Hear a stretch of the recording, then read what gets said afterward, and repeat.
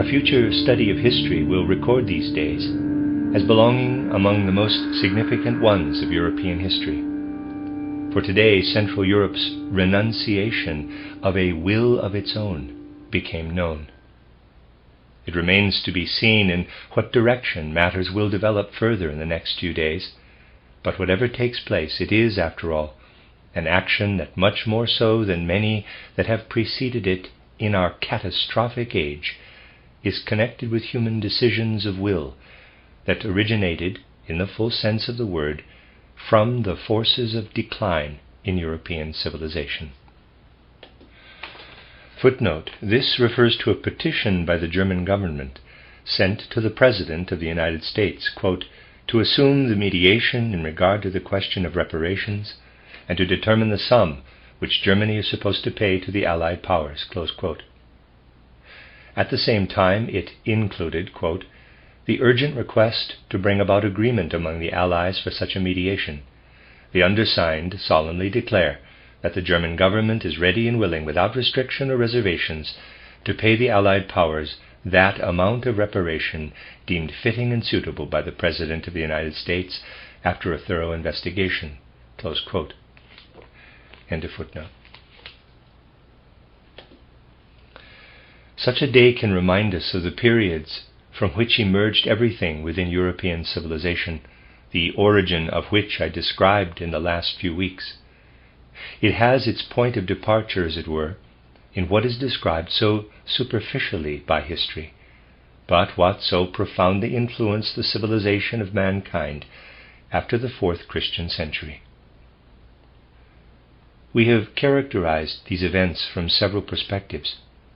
We have outlined how after the fourth century the element that could be termed the absolutely legalistic spirit invaded the ecclesiastical and secular civilization of the Occident and then became more and more intensified.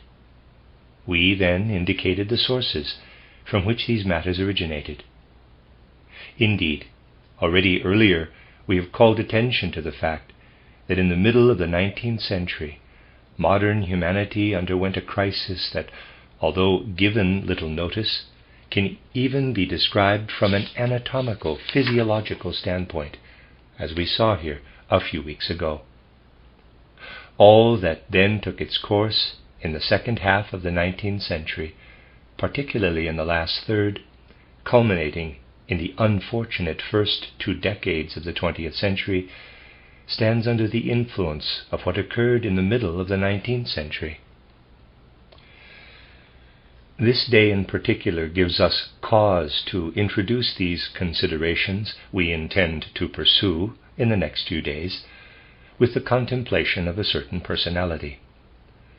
This is something we have done already on several occasions, but it might be especially important from the viewpoint I wish to assume today. One could say that this is an individual who, partly as a spectator and partly as one undergoing the events of history as a tragic personality, experienced what was present in the form of forces of decline within European civilization in the last third of the 19th century. I am referring to Friedrich Nietzsche. We are not assuming our standpoint today in order to biographically consider the personality of Nietzsche in any way. We only do so in order to demonstrate a number of aspects of the last third of the 19th century through the person of Nietzsche. After all, his activities fall completely within this period of the 19th century. He is the personality who participated, I would like to say, with the greatest sensitivity in all the cultural streams pervading Europe during that period. He is the one who sensed the forces of decline inherent in these trends in the most terrifying manner, and who in the end broke down under this tragedy, under these horrors. Naturally, one can approach the picture we have in mind from any number of directions. We shall focus on a few of them today. Friedrich Nietzsche grew up in a parsonage in central Germany. This implies that he was surrounded all through his childhood by what can be designated as the modern confinements of culture, the narrowness of civilization. He had around him all that expresses itself in a Philistine, sentimental manner, and yet simultaneously exhibited smugness, conceit, and trivial contentment.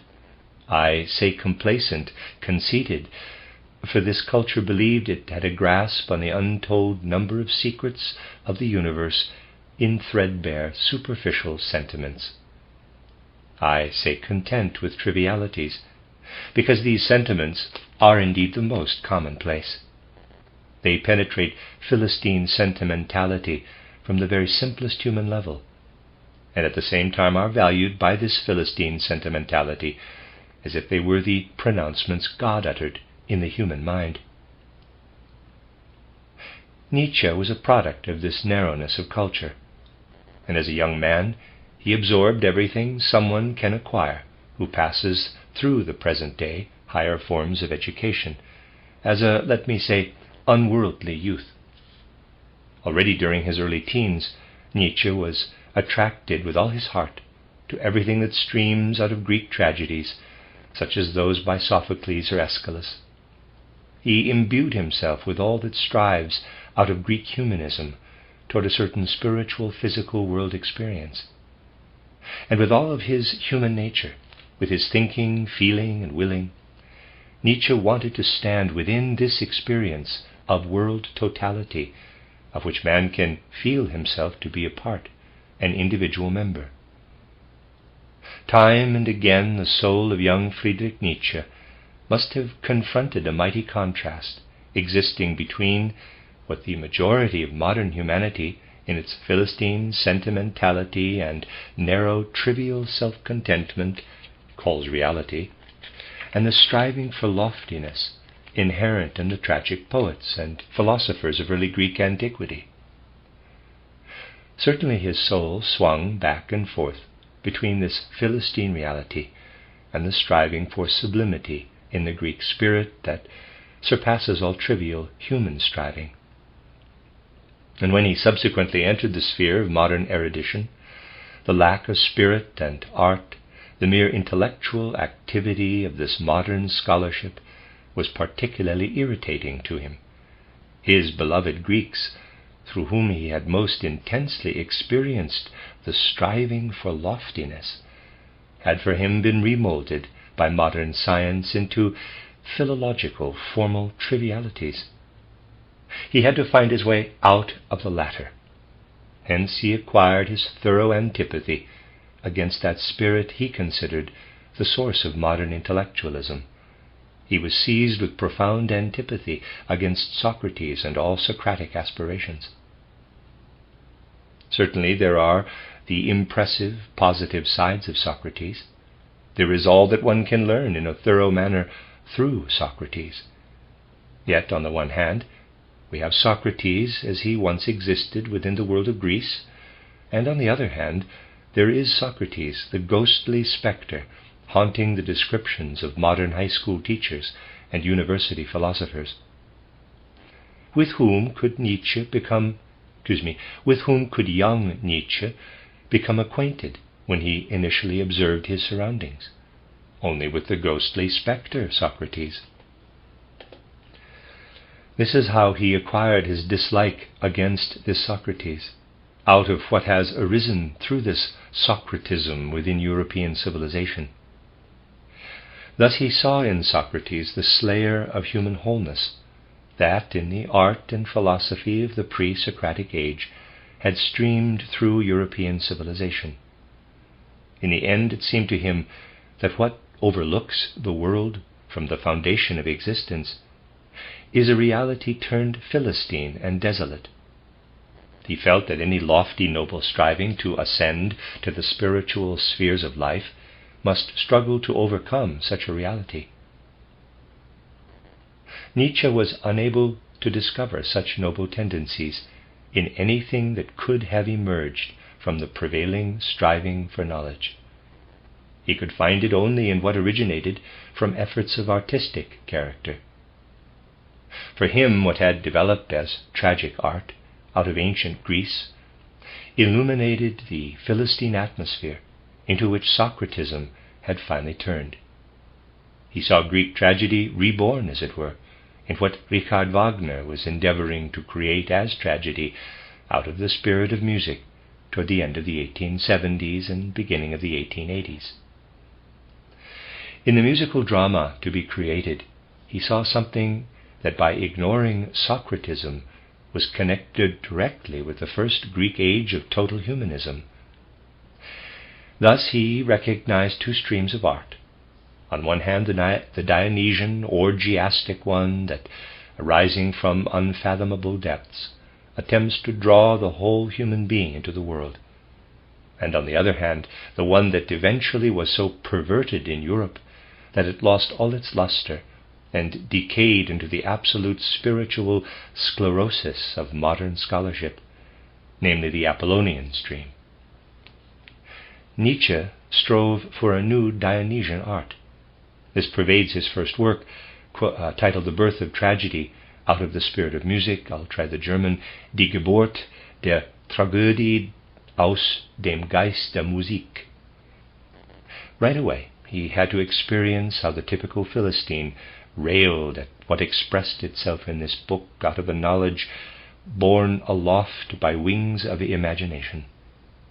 Immediately, the leading Philistine of modern civilization, Wilamowitz, mobilized, subsequently he became the luminary of the University of Berlin and clothed the Greek creators of tragedy in modern trivial garments that won the undying admiration of all those who penetrate as deeply into the Greek world as they are distant from the Greek spirit.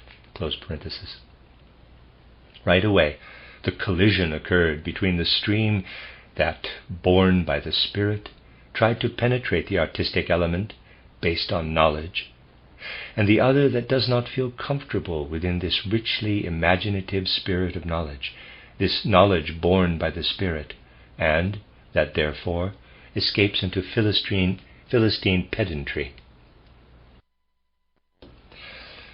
Everything his soul could experience through this contrast was then poured out by Nietzsche in the beginning of the 1870s, in his four so-called titled Thoughts Out of Season, Unzeitgemäße Betrachtungen. The first of these contemplations was dedicated to the educational Philistine proper of the modern age. These thoughts out of season have to be considered in the right light. They were certainly not intended as attacks against individual persons. In the first contemplation, for example, the otherwise quite worthy and upright David Strauss was not meant to be attached personally. And that might be the word attacked personally. He was to be considered as the typical representative of modern Philistinism in education, which is so infinitely content with the trivialities developing out of this modern life.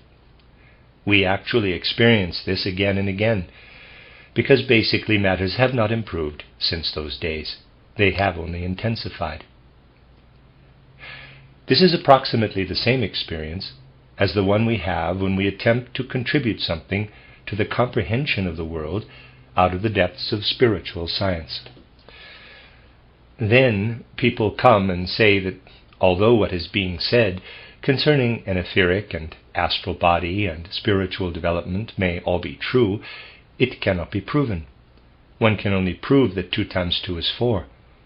Above all else, one has to consider how this unprovable spiritual science relates to the certain truth that 2 times 2 is 4. You can hear today in all possible variations, although perhaps put not quite so bluntly, that the objection that 2 times 2 is 4 must be raised against every utterance concerning soul and spirit land, as if anybody would doubt that 2 times 2 is 4. Friedrich Nietzsche wished to strike out against the Philistinism of modern education when he described its prototype, David Friedrich Strauss, the author of title Old and New Faith, Alter und Neuer Glaube, this arch-Philistine book. He also tried to demonstrate how desolate things stood with modern spirituality. We need only recall some important facts to show just how desolate they are.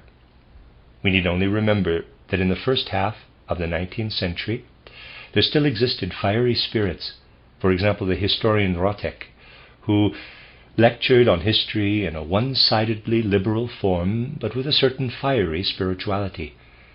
We only have to recall that in Rottek's history, Geschichte, something of the totality of man holds sway, albeit a somewhat withered one, something of the human being who at least brings into the whole experience of mankind's development as much spirituality as there is rationality in it. We need only compare this with the people who said later, "It will lead nowhere to try and develop a national constitution or social conditions out of human reason. Instead, we ought to study ancient times, concentrate on history. We should study the way everything developed, and accordingly arrange matters in the present." This is the attitude that in the end bore its dull fruits in the teachings of political economy, represented, for instance, in somebody like Lucio Brentano, the attitude that only wished to observe history, and actually held that anything productive could only have been brought into humanity's evolution in ancient times. It held that nowadays one would really have to empty out the human being and then, like a sack, stuff him full with what can still be gained from history, so that modern man, aside from his skin, and at most a little of what lies under the skin, would, underneath this tiny area, be stuffed full with what former ages have produced, and would in turn be able to utter ancient Greek insights, old Germanic knowledge, and so on. One did not think, nor wished to believe, that the modern human soul could be imbued with any productivity. History became the catchword of the day. Nietzsche in the 1870s was disgusted by this and wrote his book The Use and Abuse of History in Life, Vom Nutzen und Nachteil der Historie für das Leben, in which he indicated how modern man is being suffocated by history, and he demanded that productivity be attained once again. The artistic spirit still lived in Nietzsche. After he had turned to Wagner, quote, a philosopher, as it were, close quote, he again dealt with another philosopher, namely Schopenhauer. In Schopenhauer's ideas, he saw something of the reality of the otherwise dull and dusty spirit of philosophy. Nietzsche regarded Schopenhauer as an educator of modern humanity, not only as someone who had been, but as someone who ought to become such a teacher. And he wrote his book titled Schopenhauer as Educator, Schopenhauer als Erzieher. He followed this with titled Richard Wagner in Bayreuth, pointing out in an almost orgiastic manner how a revival of modern civilization through art would have to come about. Strange indeed are the depths from which title Richard Wagner in Bayreuth originated. Friedrich Nietzsche himself had painstakingly edited out everything he had written, in addition to what was then published under the title Richard Wagner in Bayreuth. One could almost say that for each page of this book, printed in 1876, there exists a second page that contains something completely different. While Bayreuth and its activities are enthusiastically celebrated in this book, in addition to each page, Nietzsche wrote another, as it were, different page filled with deeply tragic sentiments concerning the forces of decline in modern civilization. Indeed, even he could not believe in what he was writing. He could not believe that the power to truly transform the forces of decline into those of ascent lay in Bayreuth. This tragedy prevails especially in those pages, deleted at that time, that remained in manuscript form and were made public only after Friedrich Nietzsche had fallen ill. It was at that time that the great change came over him, actually already in 1876. This period of Nietzsche's life ended tragically in the agony over the forces of decline inherent in modern culture. Already in 1876, the disgust concerning the decline was stronger in his mind than the joy over the positive forces he had initially noted in Bayreuth. Above all, his soul was inundated by the observation of all that has pervaded modern civilization, of untrue elements, of the present-day lack of truthfulness. And I would like to say this concentrated itself in his mind into a picture of what affects this modern civilization on the human level. He was actually no longer able to discover in this modern culture any redeeming spirituality that could surmount the Philistine view of reality. Thus he entered his second period, in which he opposed the distorted self-concept of human beings in modern times with what he called the, quote, all-too-human, close quote, allzu-menschliche, with the true concept of the human being, of which people these days do not want to know anything.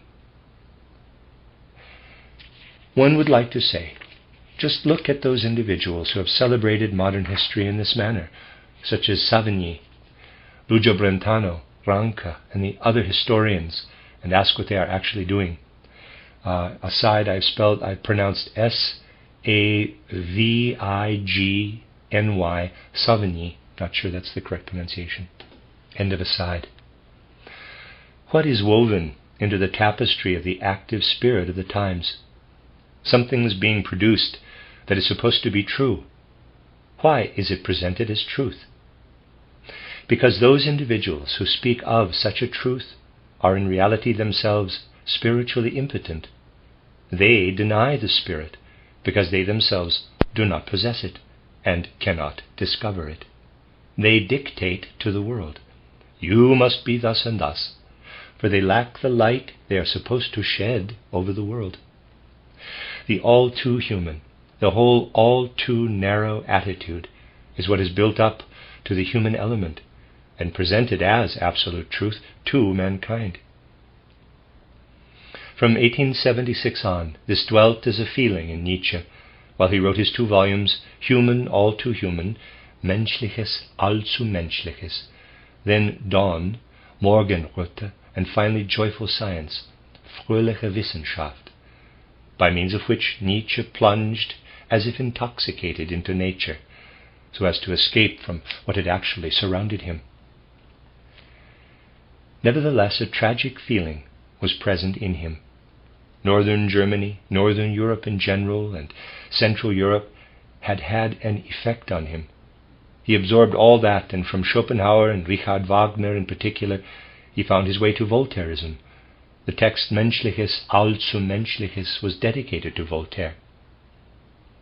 He attempted to revive Socratism by trying to breathe new life into it, but he did this by seeking the all-too-human truth, human narrowness, behind the lie of modern civilization.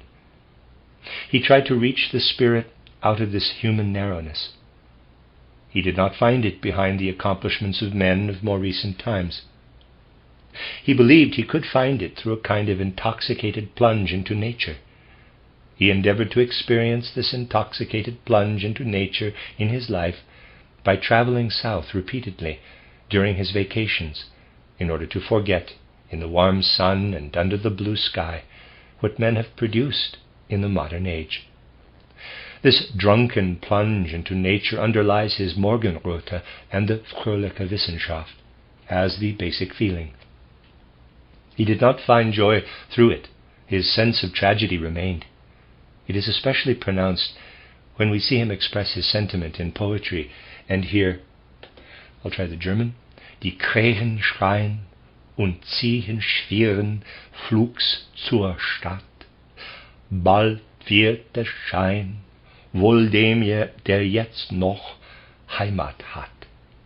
English, the ravens shriek and fly with fluttering wings to town. Soon it will snow.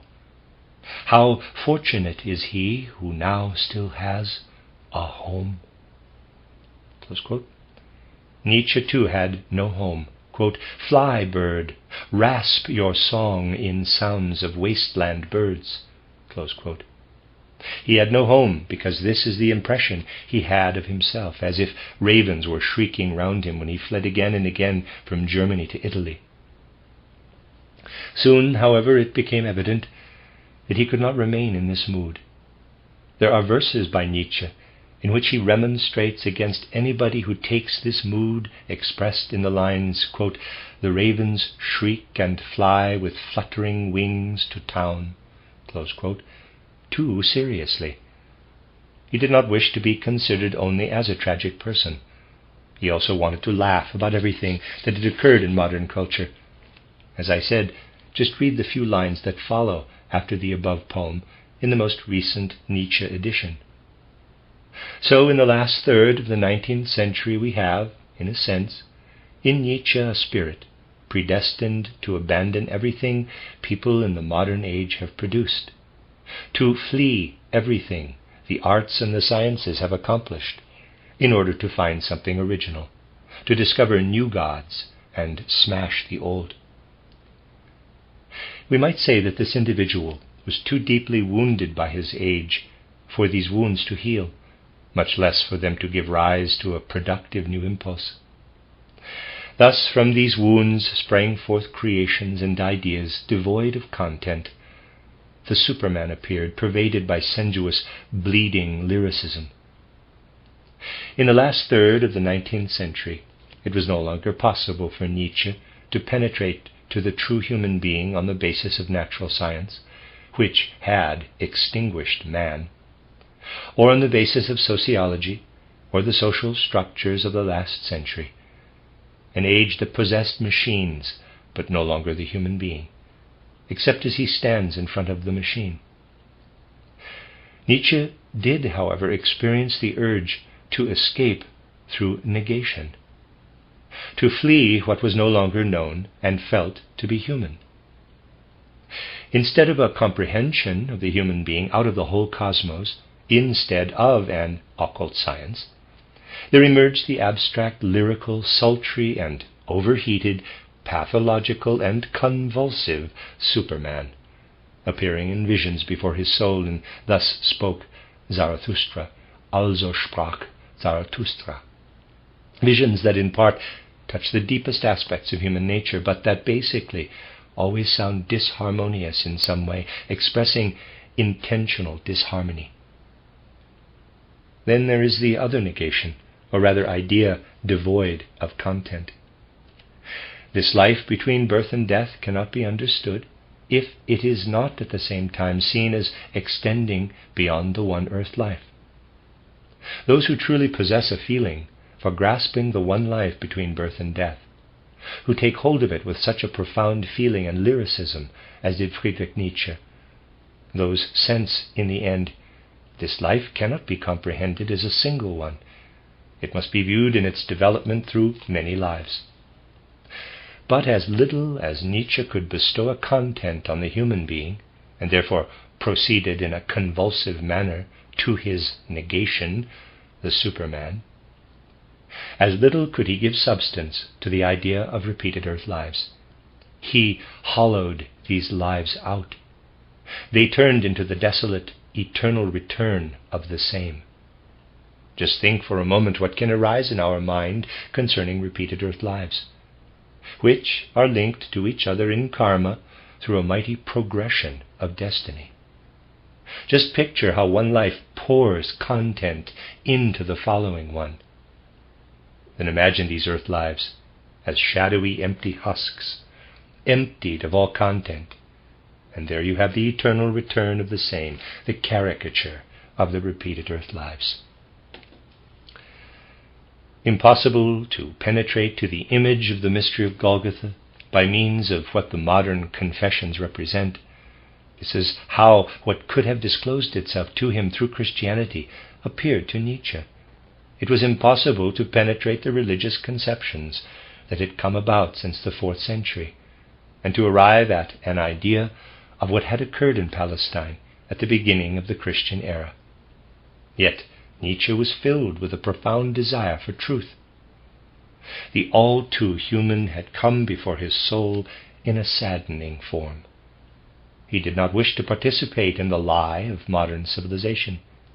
He was not fooled by an image of the mystery of Golgotha, such as the one presented with absolute mendacity to the world by the opponents of Christianity, by the likes of Adolf Harnack.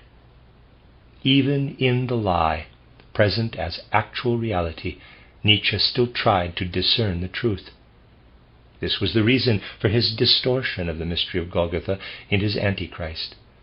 In the title Antichrist, he depicted the image one has to present on the basis of the modern religious conceptions, if instead of lying, one wishes to speak the truth based on this form of thinking, and yet at the same time is unable to penetrate what modern knowledge offers, and to come to what in truth is present in the mystery of Golgotha. This is approximately Nietzsche's state of mind in the years 1886 and 1887. He had abandoned everything offered by modern cultural insights. He had passed on to the negation of man in the Superman, because he could not attain to the idea of man in modern knowledge, which has eradicated the human being from its field. From his feeling concerning the one earth life, he had received an inkling of repeated earth lives, but modern thinking could not give him any content for them. Thus he emptied out what he sensed. He no longer had any content, only the formal continuation of the eternally same, of the eternal repetition, stood before his soul. And in his mind he beheld the travesty of the mystery of Golgotha as he described it in his Antichrist. For if he wished to cling to the truth, he could find no way leading from what modern theology offers to a conception of the mystery of Golgotha. He had been able to study quite a bit concerning the Christian nature of modern theology in the writings of Overbeck, the theologian from Basel. The fact that this modern theology is not Christian is in the main proven in Overbeck's texts dealing with modern theology. All the unchristian elements pervading modern Christianity had lived deeply in Nietzsche's soul. The hopeless lack of vision in this modern knowledge had deprived him of a true overview of what is produced in the human being in one life for the next one. Thus arose in him the empty idea of the return of sameness.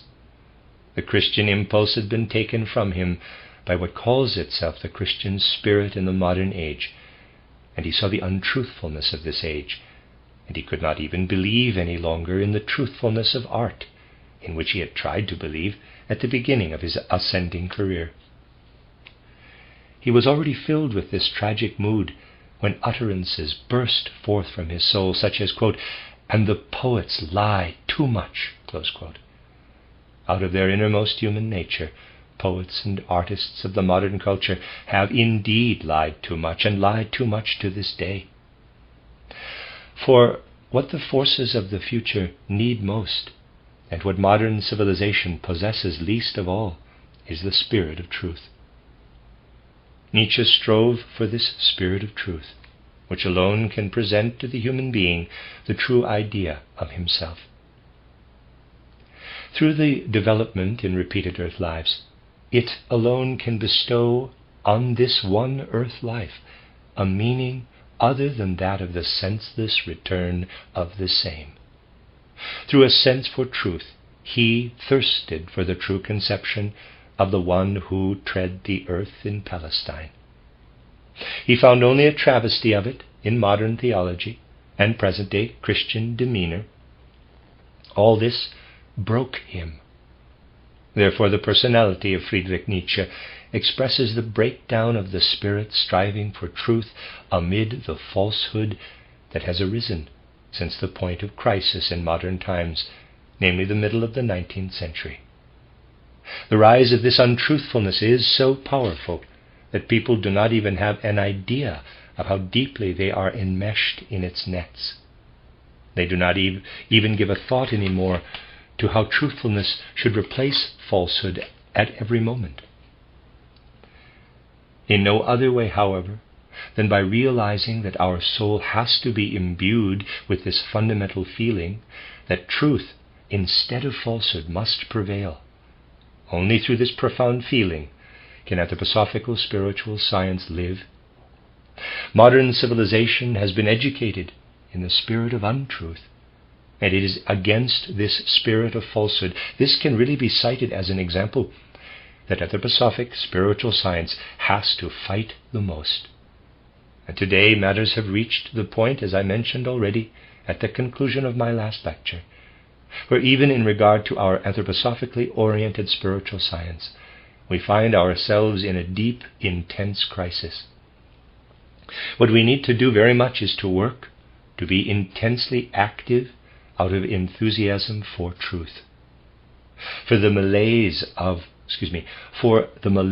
our culture suffers from is exemplified in what is happening hourly and daily, the malaise that will cause its downfall if humanity does not take heart. In the last issue of a weekly magazine, which usually expresses widely prevailing public opinion, we read of agitation against Simon's political policies. It goes without saying that neither anthroposophic spiritual science nor the threefold social order have anything to do with Simon's politics. Anthroposophic spiritual science, however, is thrown together today with Simon's politics by a far-reaching spirit of falsehood. People know what is achieved by such means, and much will be achieved. Something of the whole rotten mendacity comes to expression when one reads a sentence that with quotation marks appears in this magazine and is supposed to characterize Simon's, quote, "He is the favorite disciple of the theosophist Steiner, who has prophesied a great future for him. He stands firmly on the gospel of the threefold social order, but in the spirit of his hometown of Wuppertal, he is also a devout Christian." Close quote. Well, there are as many lies here as there are words. I did not say there were as many lies as there were sentences. I said on purpose there are as many words as there are brazen lies, with the exception of the last sentence. But the first sentences are lies word for word. By adding this last sentence to the preceding ones, absolute paralysis is added to mendacity. Just imagine the creature that would come into being if somebody would become my favorite pupil. Let me read that again. Just imagine the creature that would come into being if somebody would become my favorite pupil, if I would predict a great future for him, if he would firmly cling to the, quote, gospel of the threefold social order, close quote, and on top of that, if he would be a pious Christian in the sense of the good citizens of Wuppertal. Imagine such a person. This, however, is present-day civilization. As insignificant as it may appear, it is a clear symptom of modern civilization. For those who frequently attack such things attack with the same lies and the same paralysis. And the others are not even aware of the strange figures that are, quote, conjured up before their stupid eyes, close quote. Forgive me, but I am merely quoting something that is said by the gnomes in one of my mystery plays. They do not notice at all what is conjured up before their, let us say, in quotes, intelligent eyes, intelligence in the sense of modern civilization. People actually swallow anything today because the feeling for truth and veracity is lacking, and the enthusiasm is missing from the assertion of truth and truthfulness in the midst of an untruthful, lying culture. Things cannot progress as long as these matters are not taken seriously. A different picture must be placed before the soul today. These days, it becomes quite clear that Europe is intent on digging the grave of its own civilization, that it wishes to call on something outside of Europe, so that, above the closed grave of the old civilization, as well as above the already closed grave of Goetheanism, something completely different can arise. We shall see whether anything can still come out of that culture for which the politicians are now digging the grave.